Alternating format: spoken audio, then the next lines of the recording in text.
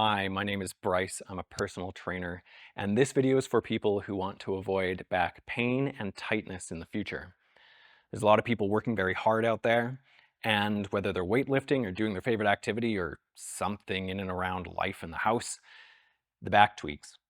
You get pain, you get tightness, you rest it, and then you're not sure how to come back to your activity. I've got two concepts for you.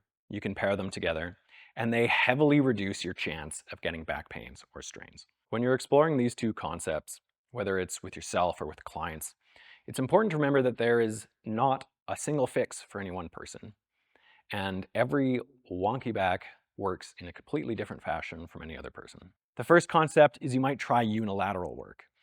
That's doing squats and deadlifts on just one leg at a time.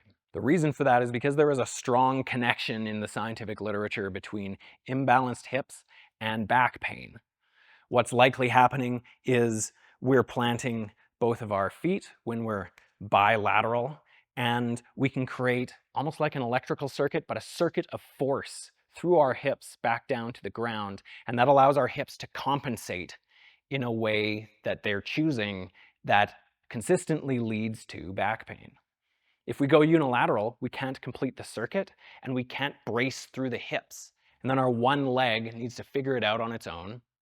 And something about that has a heavy reduction in back pain. Let's look at some of the progressions someone might do if they're ready to work out and okayed for strength training. The first might be little squats on one leg, followed by something bigger.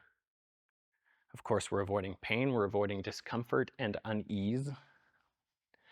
And then maybe you bring in some dumbbells. And you can work through the same movements.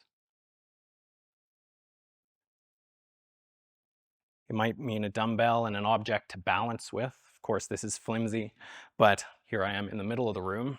And maybe someone progresses to doing something like a hex lift or a deadlift, and it might look a little bit like this. Again, I'm not allowing my body to create that bilateral force through my hips. You'll notice in this position, I have 2 feet on the ground, but they're not exactly even. Let me show you. I've got one foot just back from the other. And something about this is very different to my physiology than going exactly bilateral.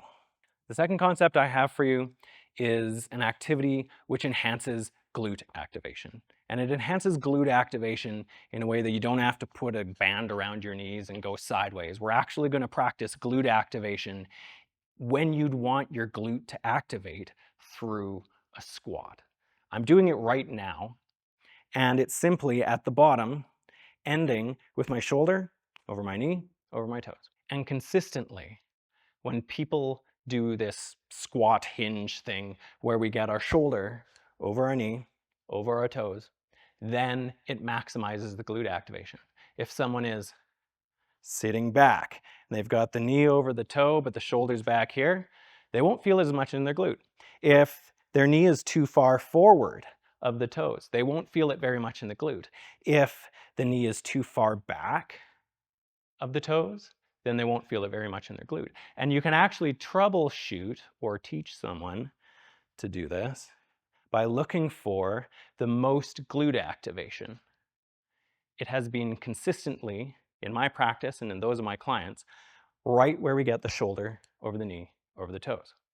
I teach this with body weight, I teach this with dumbbells, I teach this with hex bars and in deadlifts. The glute activation and the positioning can be the same. You can still get the same proportional glute activation compared to the other parts of your body if you get the shoulder over the knee over the toes. A couple of points before we move on. If you're at the bottom of the position and you manage to compress your hips past 90 degrees, it's likely unnecessary for building the glute activation, and you'll probably feel it a little more in your quads or somewhere else anyway. So it's okay to stay a little higher. This can be very challenging. It's like some of us try to avoid using our glutes in these lifts at all cost. When you're exploring these two concepts, whether it's with yourself or with a client, it's important to remember that no two people's backs are working the same. There's no one fix for every single person. And I also think it's important that we collect a vast array of tools so that we feel empowered to safely and carefully investigate how our backs work and how the backs work of the people around us, so we can bring ourselves and everyone to health. My offerings to you are unilateral work and enhanced glute activation. These are working exceedingly well for myself and so many of my clients that it's time to spread these ideas farther. Please let me know what you think in the comments below. Again, my name is Bryce Hodgkinson. See you next time.